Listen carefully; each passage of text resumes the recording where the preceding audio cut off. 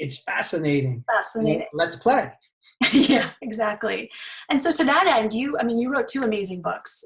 I think it's two. I Yes. read Nourishing Wisdom, I think it was in college. And then I remember the slow down diet was a huge game changer for me. There were so many concepts in there that I had never heard of, like I never processed or even thought about. And one of them was this idea of the cephalic phase of digestion. And I remember hearing this and being like, oh my gosh, that makes so much sense. But so many of us are really detached from that part of digestion and nutrition and eating, to be honest, because we're so dissociated from our senses and from our sense of embodiment. So that's part of why I wanted to do this conference, was because I think conscious eating is so incredibly important and there's so many elements to it.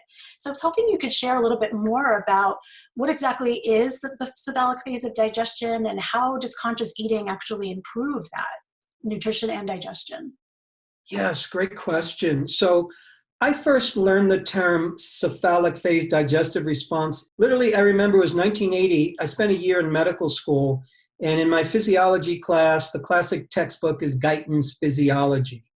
And somewhere buried in this several hundred-page book, and the place on digestion talking about cephalic. Cephalic means of the head.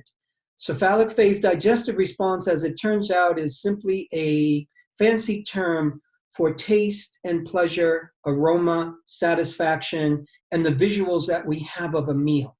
And when scientists sum totaled up all the research done on the head phase of digestion, what they concluded was that about 40 to 60% of our metabolic power at any meal, meaning 40 to 60% of our digestive capacity, of our calorie burning capacity, our ability to assimilate nutrition, comes from this head phase of digestion.